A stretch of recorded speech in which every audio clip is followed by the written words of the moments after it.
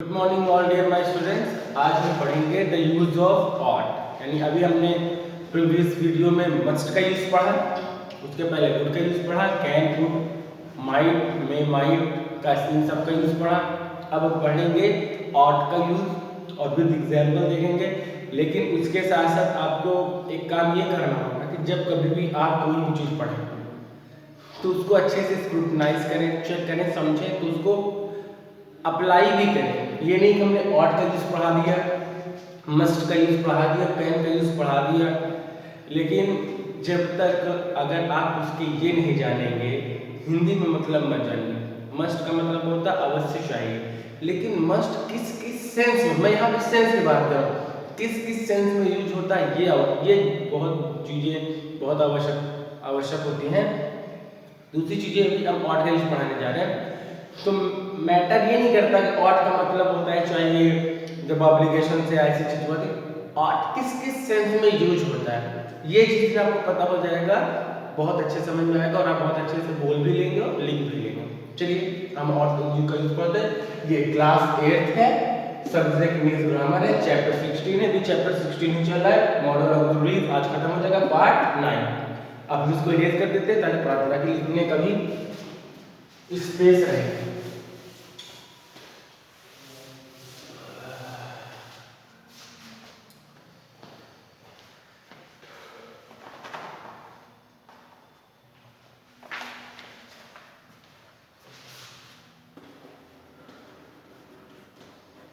ये ऑट का यूज है। पहला कंडीशन क्या, मैं पहले आपको तीनों बता दूं। ऑट का जो पहला यूज होता है वो ये है, पहले लिखा है तो ought is always followed by an infinitive to. Ought के तुरंत बाद इंफिनिटिव टू का यूज होना, दिस इज अ कंपल्सरी। पहला use to express moral obligation. जब हम मोरल ऑब्लिगेशन की बात करते हैं, नैतिक कर्तव्य की बात करते हैं, यार ये होना चाहिए। ये मतलब जो नैतिक मोरल ऑब्लिगेशन हो, यानी नैतिक कर्तव्य हो, उस सेंस में हम ऑट का यूज करते हैं। दूसरा क्या है, टू एक्सप्रेस ड्यूटी। जब ड्यूटी कर्तव्य को बताना हो, एक्सप्रेस करना हो, तब यूज करते हैं। तीसरा टू एक्सप्रेस डिजायरेबिलिटी। डिजायर आप जानते हैं, जब डिजायरेबिलिटी की जब बात करते हैं तो चलिए अब देख लेते हैं। पहला एग्जांपल देख लेते हैं, जब to express moral obligation, to express moral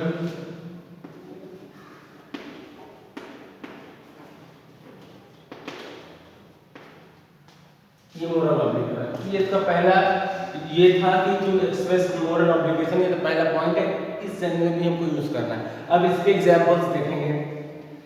examples हैं,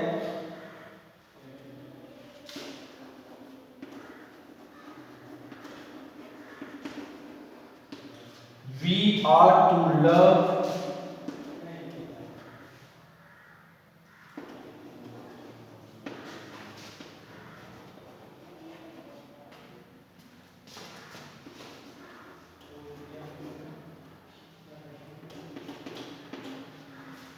we ought to, जैसे बोला था ना कि ought is followed by to, तो we ought to love our motherland, हमें अपनी मातृभूमि से प्यार करना चाहिए, हमें अपनी मातृभूमि से प्यार करना चाहिए। तो we ought to love our motherland, this is the first।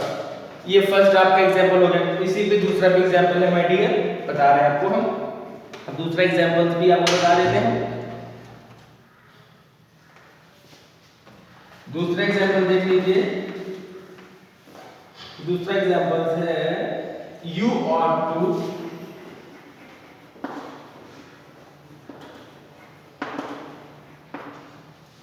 ought to reach there,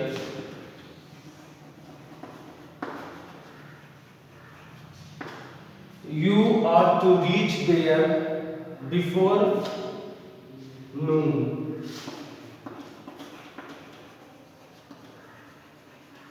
moral obligation की मैं बात करूं ना, आपको वहां दोपहर से पहले पहुंच जाना चाहिए। तो when we talk about the moral obligation, if you really willing to express the moral obligation, you can use ought, and with the help of ought you all can frame a sentence Okay, and I hope you got it. The point number 1 that expresses moral obligations. Okay, let's move on another point. Another point is that to express duty. If you are willing to express your duty, then you can frame a sentence with the help of your ought to. Let's understand with the help of examples. अब second इसका point आता है, ये point second है। तो second point में ये आता है to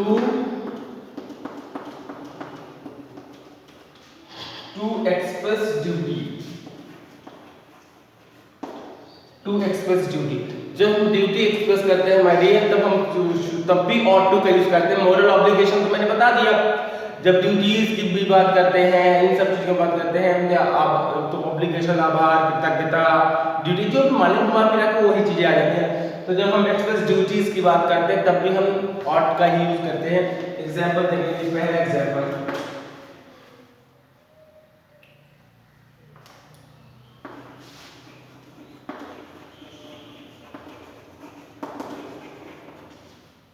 you ought to help your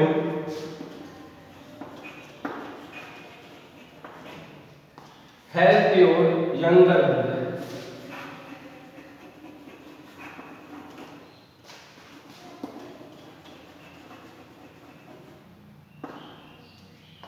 तो यहाँ पे पहला एग्जाम्पल ये है, you ought to help your younger brother. आपको अपने छोटे भाई, बड़ा भाई नहीं है, younger brother छोटा भाई, छोटे भाई की हेल्प करनी चाहिए। आपको अपने छोटे भाई की हेल्प करनी चाहिए, यानी यहाँ पे ड्यूटीज है, एक ड्यूटी है, छोटे भाई की आपको हेल्प करनी चाहिए। तो इन सेंस में भी हम ought का ही यूज करते हैं। चलिए इसी टू एक्सप्रेस ड्यूटीज के दूसरे एग्जाम्पल देख लेते हैं, इसको गेस कर देते हैं।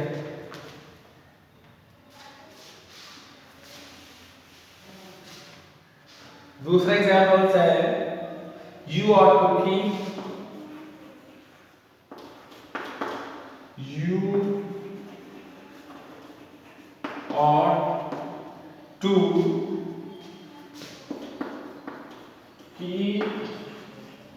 your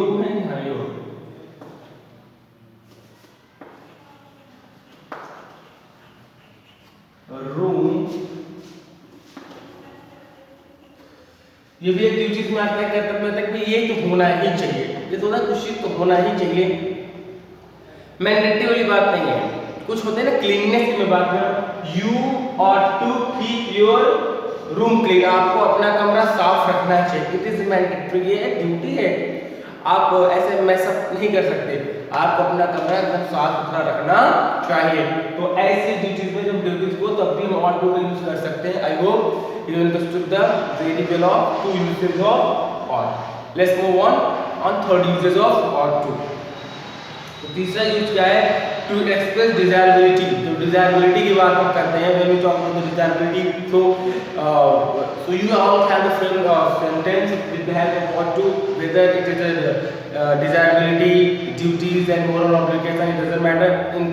In three points you all can frame your sentence with the help of ought.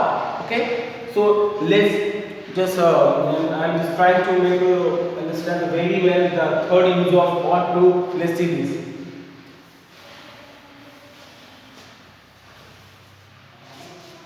और we all can say this is the third, और ये first use दोनों हम कह सकते हैं, third and last. To express desirability.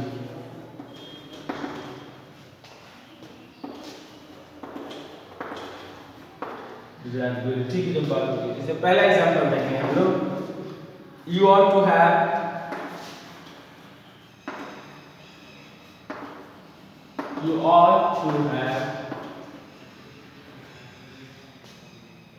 prepared well.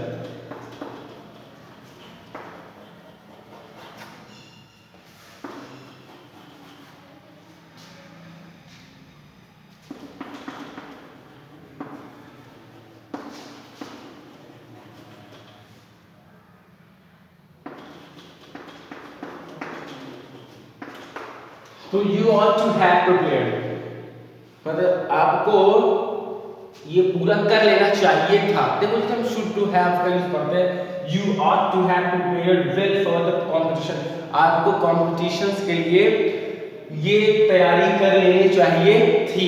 तो उस सेंटेंस में भी हम we all can use the use of ought to and you all in the frame of sentence. तो यहाँ पर भी वही निकल के आता है। दूसरा सेंटेंस देख लेते हैं फिर इसको। माय फ्रेंड सेड दैट, मेरा दोस्त ने कहा कि माय फ्रेंड said that, पहले इसको रेज करते हैं।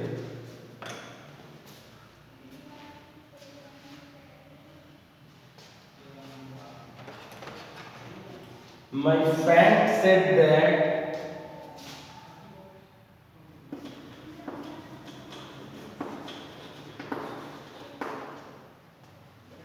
he ought to inform everybody. He ought to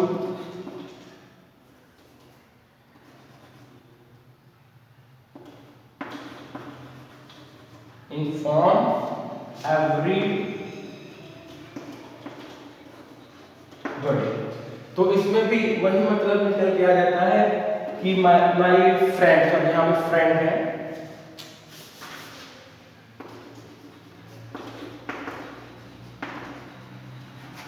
my friend said that, मेरे दोस्त ने कहा कि, यही ना, he ought to inform everybody, उसे हर लोगों को इन्फॉर्म करना चाहिए। तो हम बोल के बता दे रहे हैं पहले में, you ought to have prepared well for the competition, आपको कंपटीशन के लिए अच्छे से तैयारी कर लेनी चाहिए थी। दूसरा चीज, my friend said that he ought to inform everybody, मेरे दोस्त ने कहा कि उसे सबको इन्फॉर्म कर देना चाहिए। तो ये आपका था, it was the last use of your chapter number 16 and we taught you the all auxiliaries, modal auxiliaries of chapter number 16 and I taught you. I hope you understood the very well and you enjoyed this video very much. If you have any doubts, if you have any problems, and you all can ask me through WhatsApp। लेकिन पहली चीज बता दें, हमारे life में जो एक pronoun होता है, ये थोड़ा सा कुछ इससे एडिशनल मैं आपको बता देता हूँ। प्रोनाउन है तो ज्यादातर हम अपने प्रोनाउंस में दो चीजों का इस्तेमाल ज्यादा करते हैं, आई का और यू का। ये यानी हम मतलब we always utilize the first and second person always, but and we are not going to use again and again the all the kinds of pronoun, because it is mandatory to be used all the kinds of auxiliaries or all the kinds of pronoun, because ये कभी-कभी क्या होता है। और हाँ, ज़्यादा से ज़्यादा इंट्रोगेटिव सेंटेंस ज़्यादा से ज़्यादा बनाइए, नेगेटिव बनाइए, क्वेश्चन टैग में बनाइए, क्योंकि आप सिंपल सेंटेंस तो बना लेंगे, लेकिन जब आप प्रोनाउन पता चला ही का यूज करना है, is he, why is he, why is she, why are they, why are you समझो, where are you going, are you going here, where is he going। तो ये सब चीजें आपके माइंड में रटा होना चाहिए। I know the very well you are fully aware of all the kinds of tenses, I know very well, ये मैं बहुत अच्छे से जानता हूँ और मैं बहुत जानता भी हूँ, लेकिन आप जब इसको डेली में यूज करेंगे, मस्ट का यूज, शुड का यूज, कैन का यूज, माइट का यूज, मे का यूज, मे में कितने परसेंटेज होते हैं पॉसिबिलिटीज के, माइट में कितने होते हैं, जब ये सब चीजें आप देखेंगे तब आपको पता चलेगा और तब आप फुल्ली इनका यूज कर पाएंगे, चाहे वो प्राइमरी ऑक्सिलरी वर्ब हो, चाहे वो मॉडल ऑक्सिलरी वर्ब हो। लेकिन अगर आपको प्राइमरी ऑक्सिलरी वर्ब और मॉडल ऑक्सिलरी वर्ब यूज करना नहीं आ रहा है तो आप नहीं यूज कर पाएंगे और ना लिख पाएंगे। You can not right and not can you read, हम ये कुछ भी ना तो पढ़ सकते हैं और कैन यू रीड, ना तो आप पढ़ सकते हैं ना तो आप लिख सकते हैं। So it's my humble request to all of you, and you all should study all the kinds of model auxiliary verb and try to understand all the things that your teacher is teaching you. I hope you enjoy this video very much. If you have any doubt, you all can ask me through WhatsApp and and you can comment। Okay, thank you so much. ये आपका part use हो गया। ये pronoun है, आई we को ज्यादा use ना करें, आई वी, ही, शी, इट, दे सबका यूज करें, माई सेल्फ का यूज करें, रिफ्लेक्सिव प्रोनाउन है, डेमोन्स्ट्रेटिव प्रोनाउन है, इंट्रोगेटिव प्रोनाउन है, ये सब क्या है उन सबको भी यूज करें, जिससे कभी भी अगर आपसे कोई क्वेश्चन कर लेता है तो आप वहाँ पे वीक ना हो, आप उनको सही तरीके से।